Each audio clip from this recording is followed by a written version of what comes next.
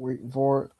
What's up, guys? Welcome to the Nerd Talk podcast, Nerdy Talk for nerdy fans. I'm your host, Remington Kais, and I'm excited to introduce our guest today.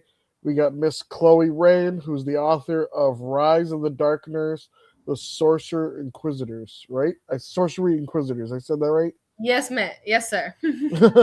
her novel, her novels, really into that like sorcery, that like the arts and all that like fantasy and all that kind of stuff.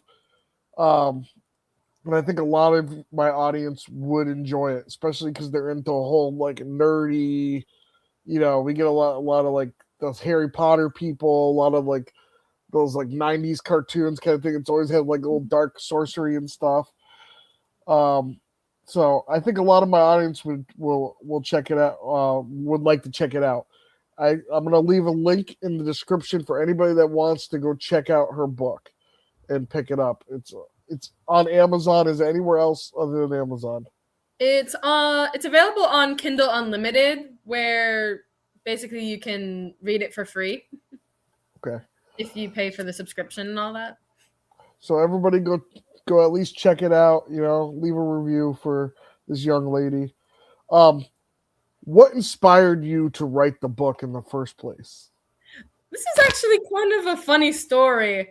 I was laying in bed one night and my dad was watching The Witcher out in the living room. And that first song comes on at the very beginning. And I got to thinking about what the song was based on and how to try to figure out what the world was, what the story was about. And I just went wild from there. Did you always want to be like an author? Is this something like very new for you? I've always wanted to be a writer. I've been writing since before I could write words. You into like the fantasy stuff, like I mentioned Harry Potter, you'd mentioned The Witcher, you like big into that kind of world? I'm very big into fantasy, especially Harry Potter. Julian, the main character, is runaway orphan who's chasing a better life. What personal or philosophical themes were you exploring through his journey?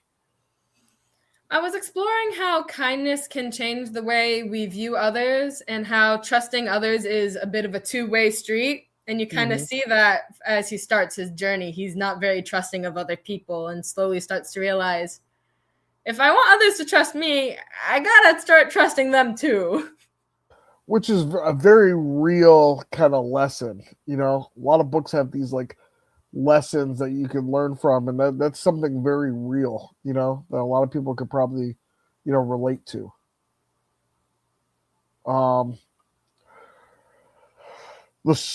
The Darkners have the ability to invade dreams. What fascinates you about the kind of fear that comes within rather than from a visible enemy? Well, I got to thinking on this, and it's more the fact that our imagination can be more frightening than reality at times. Like if we're overthinking about a situation like an interview or a test we really want to do good on, and also how what we think others feel towards us can affect us more than how they actually feel about us. It's definitely like a weird, like scary kind of thing to explore. They have a whole franchise of horror movies based off that kind of idea. So it's definitely something you can really explore more with and, get a lot of use out of it. You're familiar with, was it Nightmare on Elm Street and stuff? I've heard a bit about it. I know who Freddy Krueger is and all that. Yeah, it's almost kind of like that. It's like they make a whole horror movie based off that kind of thing, invading somebody's dream. I think it's because you're most vulnerable when you're sleeping, You really are. As a martial arts competitor, how does your training influence the way you write like scenes in your book? It influences a lot, especially the fight scenes with the adrenaline rushes. Because when you compete, you get this adrenaline rush as you're like, ah! And then afterwards, you're like, whew, okay, you just feel drained because all that nervous energy just seeps right out of you. Oh, yeah, I totally get that. Did you find it difficult to like come up with like stuff in your head and then put it from like your head to paper, or did it just kind of come natural to you?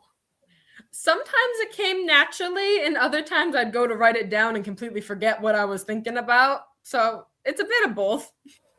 I know as an author myself, like I can like picture like the scenes in my head as I'm trying to like come up with them and choreograph them. So I didn't know if it was kind of similar for you in that way. It's definitely very similar.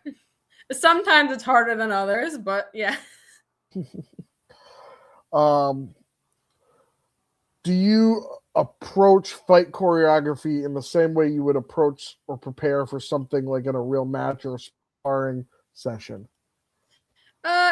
Yes and no. I think ahead of my moves when I fight, but I definitely think if I was able to spar with my weapons, it would be a lot more interesting. Oh, I was at a tournament. It was a world championship, and they were doing like the noodle sparring as um Oh, one of the like things you could like compete in. And then they had one where it was like they had like these short daggers.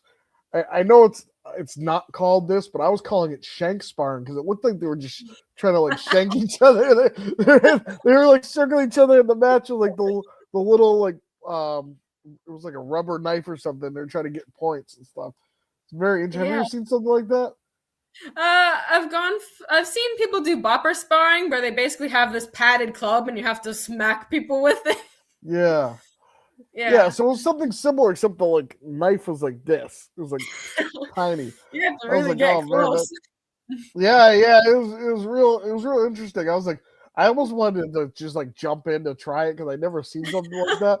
But I was like, I don't know, these guys are getting kind of tense. They're like grappling with each other and they're trying to get the Oh my point. goodness. Yeah, it got pretty crazy. Yeah, Um, that sounds pretty nuts. Now discipline is very crucial in both writing and martial arts. How do you balance like your creative flow with structured training? It's a little different every day. Some days you'll do more writing and daydreaming and stuff of that nature, and some days you'll do more training and hardcore getting ready for tournaments and stuff. And then there are some times where you feel like you can take on the whole world, and other times where you just don't feel like you can take on really anything. Some days you quite literally just can't get your ideas down on paper, and that's okay. You what? How do you get through like a writer's block? I tend to just like step away from it, try to clear my head, and then come back to it once I've got everything sorted out. Okay, okay, and you're working on a sequel to this book, right? Yes, sir, I definitely am. Do you know how if you have like an expansive story that's going to go on, or are you just going to focus on book two and then when you get to it, book three? You know? I'm planning on two more books 2 and 3, but I'm not sure how the plot's gonna go with that yet. I'm still working on it, so Okay, that makes sense. Because you know, a- I have like an overall world with my stuff, but I tend to like work on books individually. I don't have an overarching story, and I found it hard when I finally did the third book in my series, and I tried to make like a part one, part two. That I had to literally draw out a timeline so I knew not to like repeat some of the stuff that I'd already done. yes, yes, Go definitely. ahead. Uh, my mom was helping me with some of these ideas because when during the editing process, things can get pretty hectic, and you'll think you added something in when really you didn't. So mom Yeah, gave oh me yeah, this idea to start writing a list of the main events in the story down, and yeah. to So almost like what I was still saying, like a little timeline.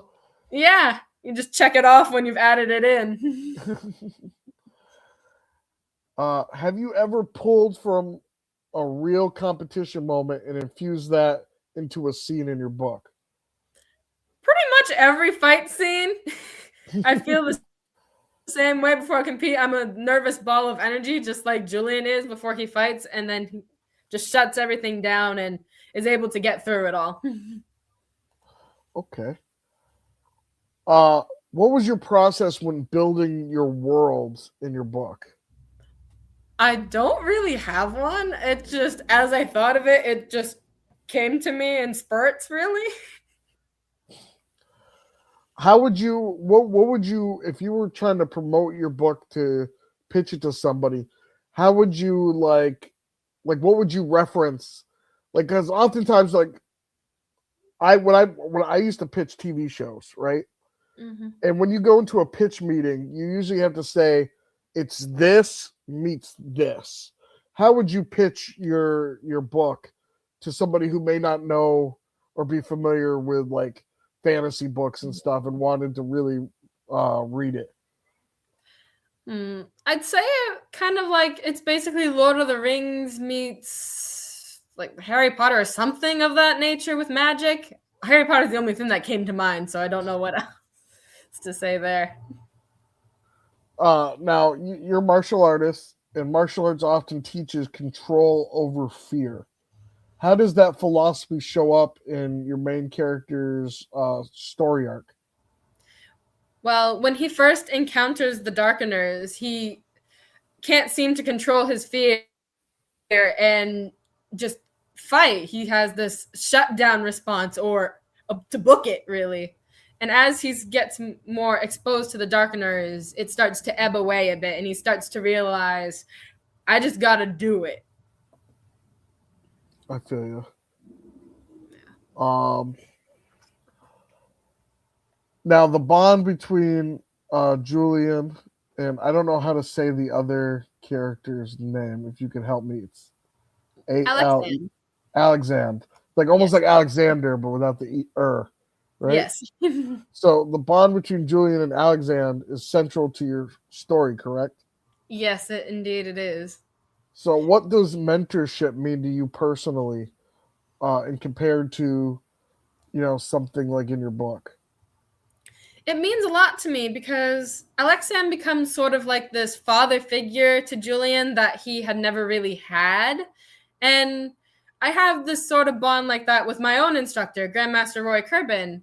I have this bond with him where he's my instructor. He's a brilliant instructor and a brilliant martial artist, but he's also like a grandfather to me, like how you'd expect a grandfather to be with the grandchild. And I imbued some little aspects of Grandmaster Kerbin into Alexand too. That's awesome. That's awesome. I was it fun to come up with that kind of relationship in the book? Did you like put you did you put your own kind of emotions into it when you were doing this? I did a little bit, yes, definitely. Especially not always towards Grandmaster Kerbin, but with other people in my life. Like if you've got like someone you don't really know and they're like trying to help you through something, you're just like, You shut them out. You don't really want to say much to them, and then they're just like, okay, I just gotta say it. I gotta get it out somehow. Dreams can represent hidden traumas or truth in some people. Do you think the Darkeners are symbolic of something deeper that'll happen later on in your story? I think they symbolize how our own fears can get into our heads and make it harder for us to go out into the world and do things that we want to do because we think we're not good enough or some other fear like that. And facing the Darkeners through the dreams will kind of give you this perspective like you have to face your fear. You have to face it, otherwise you can't get I'm searching for the word here. You can't get yourself out there. You just got to do it sometimes, whether you're terrified or excited or just not thinking you're good enough. You got to put those thoughts out of your head, face that fear, and just go at it. Right. Were you nervous about writing a book and getting it out there yourself? I was more nervous about the publishing process than the writing process. Because this is all completely new to me. I was just like, okay, but what about this? What about this? What about this? Have you done any signings yet for it? Not really. I'm planning on doing one sometime in April. I don't know the exact date yet, but there's a few libraries in Texas where I am that want to do a signing. So You got to hit the Comic Cons, man. You would make money on at these Comic Cons. I know yeah, there's a lot of authors who do it. They have like set up their little booth and stuff, but this kind of genre is like begging to be at a Comic Con. Get right where the fan base is. Right. I don't even know the right word, but like right at the heart of where everybody that's yeah, gonna love this is. I think people would yeah, fall in love with this very easily. yeah. And I'm Especially. glad to hear that. Oh, were we gonna say I cut you off a little bit? Oh, I said I'm very glad to hear that. I think especially with you comparing it like Lord of the Rings meets Harry Potter. I definitely think a lot of people would be like gravitate towards it. Because while there are like other stuff out there like this, I think this hits such a big demographic. It's like right in that middle ground where it's like not too adult, but not like just for kids either. So it like hits that like perfect like middle ground kind of thing where I could see this as like an anime style like production or something like that. Yeah, definitely. And that's kind of how I planned on writing it because a lot of the young adult books now I've noticed are filled with a lot of swears and these horsing around scenes, if you know what I mean. Yeah, you're And saying it without saying it. yeah, some of them are very dirty. And it's just like, I don't want teens shouldn't, young teenagers, since YA is basically in the book world, it's from 13-year-olds to like 21. Right. You don't want 13-year-olds reading a lot of this stuff. So I made it a point to mark it as a clean teen read. which So is that way which you is don't. good because there aren't enough of those out there because everybody wants to be edgy and want to insert that kind of stuff into it just for the views and the just to make it edgy and get the publicity for it. And Yeah. having something clean means you can broaden your audience. More people Yes. are going to want to read it. More parents are going to want to give it to their child to read it. It's not something you have to worry about your kid reading. Yeah, definitely. That's part of the whole point of it. And I don't like reading books with all those swears and other stuff in it. Yeah, I It's just get that. makes me want to peek through my fingers while reading. I totally understand. What makes a sorcery inquisitor feared? Is it the power, the reputation, the morality, or is it something else entirely? And I'm just It's missing the point. You're not really missing the point. You're pretty spot on for the most part. It's a mixture of knowledge, level headedness, skill, and reputation. Because the people of Moreno fear the Sorcery Inquisitors because of how skilled they are and how knowledgeable they are and what they do. And just the fear of someone around them being discovered as magical is scary to them. But they also look up to them in a way. I'm searching for the word, but I can't find it. Yeah, is it almost like Adoration of some sort. yeah. Yes. Are you more of a structured plot person or do you let the story evolve organically in your head? I let the story evolve organically in my head. It Sometimes I'll think of something and then when I go to write it, it's actually something completely different than what I had originally thought. And I'm like, this is actually a lot better than what I was thinking before. um do you want to like break out of this series eventually and do something else or do you want to just focused on this series from now on or for the like time being I should say not now on like Yeah. Right now, I want to focus on getting the rest of these books out because of where I left off at the end. It really needs to be resolved. And I do have a lot of other ideas that are bouncing around in my head. I've got notebooks at home full of half finished stories. So, I can respect that. I definitely respect that. So you have a lot of the stuff already written down for like ideas for the next one. yeah, definitely. I'm in like around chapter 10 of the first draft of the second book. So Wow. Wow. How many yeah, drafts do you usually go through?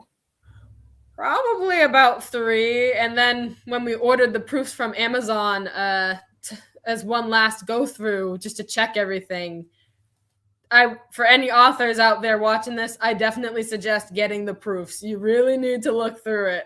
The electronic spell checks don't always catch everything. In fact, I missed a lot.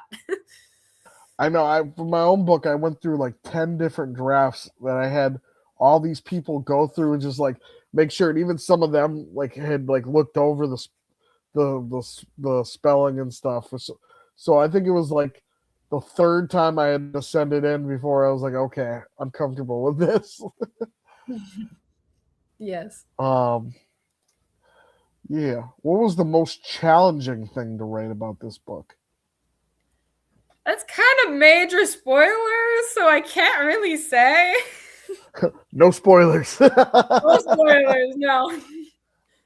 No, not um, for anybody who hasn't read it yet, which is probably the majority of people out there. yeah, definitely, guys. Check it out. It's going to be in the description. Go check it out, especially if you got the Kindle Unlimited. Definitely go give her a read and make sure you write a review, leave a review for her. Did let me figure out how to answer this the right way. Did your competitive career ever make you doubt that you could succeed as an author? Well, all the time, really. And I have a specific example for this. When I was going to Wales for the World Championships, I had created a creative form all by myself for the most part, and I had used it at other tournaments Congratulations. leading up to it. Thank you. And there was this one judge who really didn't like it. He said it was really bad and it wasn't exciting or anything of that nature. And I just felt really put down. And I was worried because I was going to this world championship and my division was 17 to like 34. I was going against these 30-year-old men in my division.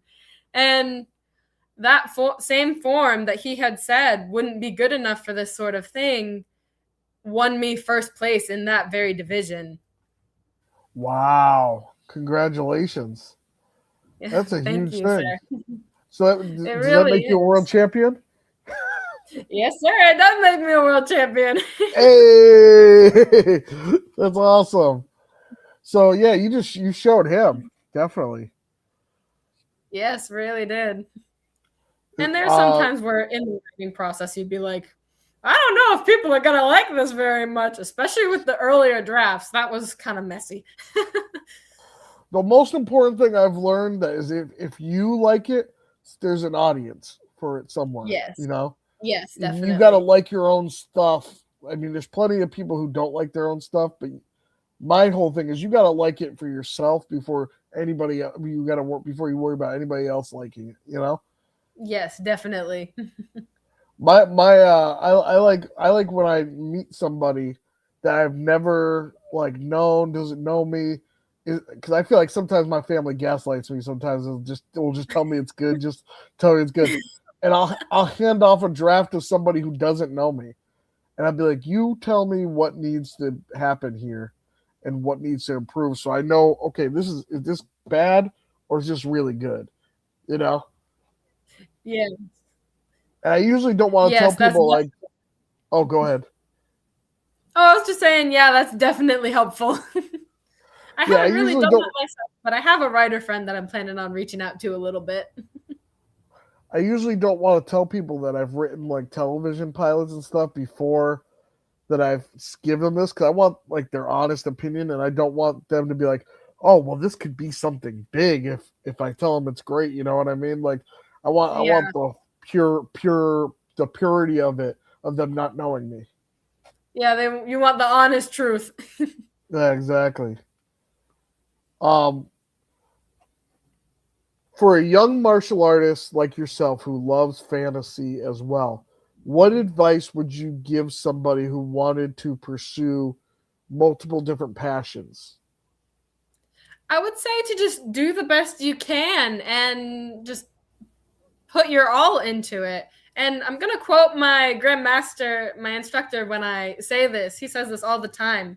Perfect practice doesn't make perfect. Wait, hold on. I messed that up already. Practice doesn't make perfect. Practice doesn't make perfect. Perfect practice makes perfect. It's reminds me of a Bruce Lee quote. Uh, I Just a fear little bit. not the man that does. I fear not the man that does 10,000 kicks once, but I do fear the man that does one kick 10,000 times. Yes. It almost reminds me of something similar, you know? Yes, indeed. There's definitely some wisdom to both of those sayings. Do you have any fantasy authors that inspired you? Um, my favorite author growing up was Holly Black. She wrote the Spiderwick Chronicles and the Cruel Prince Okay. series, both of which that I really love. And um, now I'm gravitating a lot towards J.K. Rowling because she stands firm in what she believes, no matter what anybody really thinks. She puts her ideas down in this impressive storytelling way, and I just love her. I love both of their books. I always laugh when with the J.K. Rowling stuff because Oh yeah. I'll see a million people on my Twitter feed or Facebook complaining about her, and then I'll read the actual comments and I go, "Wait a minute, that wasn't that bad. Why is everybody losing their mind over it?" You know? I know. It's just like, what's going on here? Why is everybody freaking out over nothing? Do you want to see this later adapted into, like, say, a TV series or a movie at some point? And which would you prefer? I would definitely like to see this adapted into some sort of media, but I probably prefer a TV series because you could do like one chapter an episode. You don't worry about everything getting crammed in, and you'll still have to remove some stuff because you can't put everything in there. But with series, you have more of a wiggle room. You can add a lot more details that were in the book that are in the series. And yeah. Who would you cast for your characters? I don't really know. I don't really have any idea, but I would probably try to cast based on their abilities and if they suit the look of the storyline, if you know what I mean. Like you don't want to Yeah, have yeah. someone who looks like they've were born in like they know what an iPhone is really playing in the medieval times, really. Right, yeah, exactly. What do you think is the hardest martial arts technique that you've mastered? Probably the jump spinning back kick. It is very hard to do. The one of the ones I was trying to do last year, and I got really close to it, but I didn't completely master. But I got really close. Was it was like it was like a tornado kick, but instead of just doing the roundhouse at the end, you do a high low. Oh, that sounds very hard. Yeah. So I got it, but when I do the high low, I couldn't land after. That was the Oh, part I was having difficulty to. I could do yes. the spin and then the high low and then I'd fall. Yes. It's basically you can do the kick, but you got to remember to put your feet down afterwards. Yeah, exactly. It's just like I feel like there's too much going on. But I saw somebody in Cobra Kai do it. I was like, oh, I bet I could do that. You know? Oh yeah. You a fan of It Cobra takes some Kai at all? talent to do a lot of that stuff, yeah. And a lot of hard work too. Did you a fan of Cobra Kai at all? Yeah, I was a fan of Cobra Kai. I haven't watched much of it recently, but we'll probably get back into it. Yeah, it's one of my favorite shows, especially as a martial artist, you know. Yeah. Uh if Julian could train in a martial arts discipline, what would be his greatest strengths or weaknesses? Oh, this is a fun question to answer. I think his strengths would a lot rely on the ability that he can think on his feet, and his weakness would definitely be that he's not very good at planning ahead at all. He's not very good at that. when he makes up a plan in the story, this isn't major spoilers at all, but there's this one character who's just like, this doesn't sound like a good idea. And he's just like, well, we'll try and see what happens. Oh man, kind of sounds like Jack from like Kicking It. I don't know if you know Yeah, Kicking It at all. I don't know who that is, but It's another martial arts show. yeah. What does strength truly mean to you? Whether that's in storytelling, in martial arts, or in your personal life. I think of strength as really being able to accomplish something even though everybody around you is trying to like drag you down, like saying you're not good enough and things of that nature. That and standing up for what you believe in, no matter the cost, no matter what anybody else is going to say, no matter what they're going to think, you stand strong in what you believe and you do not back down. Good. I like that. That's a really good answer. I got two more questions, Chloe, and then I'll let you go. So we'll make this fun. What can readers expect in your next book? I can't really answer that because I'm still figuring it out myself. Just probably a lot of sword fighting, to say the least. Will the answers that were left on the table at the end of the first book be answered in the second, or are you going to let it hang over to the third? A lot of them will have partial answers in the second. Some of them will have definite answers, but some of them will have their complete answers in the third. And final question, what is some advice that you could give young authors such as yourself that want to like pursue this and go out and do this for themselves and maybe are having trouble with it or don't have the confidence? To just do it, really. Just keep trying, keep working at it. And if it helps, like talk to other people who have done this sort of thing before. I will definitely give you some advice. Start like a social media platform with your ideas and things like that. Once you definitely know what your story looks like, and once you start the publishing process, you will grow your audience as you start with the social media. Okay. Thank you. I really appreciate you for coming on the show. I had a great time talking with you. You're very intelligent. You answer I know you said you get a little nervous on this stuff, but you answered very intelligently and like straightforward with your answers and stuff. You know, you would never known this is one of the first ones you've done. You did a great job. Yeah, thank you. You're also a very good interviewer, so that helps. I try. You know, I was trying not to interrupt at all. I want you just give your full answers, and you did a great job. I'm, truly honored to have you on the show. This is kind of the end of the show where we, shout you out. So if there's any social media that you want shouted out, tell the fans where they can find you at. All right, so I do have an author's Goodreads page. So if you're on Goodreads, you can follow me at Chloe Rayne. You'll see my books listed on there and what I'm currently reading. It's not really set up the greatest yet, but I'm still working on it. And you can find me on Facebook at Chloe Rayne Writes and Instagram at Chloe Rayne Writes or Chloe Rayne Author. All right, I appreciate it. I'll put all the links in the description below. So anybody that wants to go follow, please go follow this young lady. She's doing great out there with her books. Make sure to go check it out. And go on Amazon, leave her a review. Go check out the book. And that's Chloe Rayne Writes. Thank you for coming on, and we'll see you guys in the next episode of the Nerd Talk Podcast. Peace.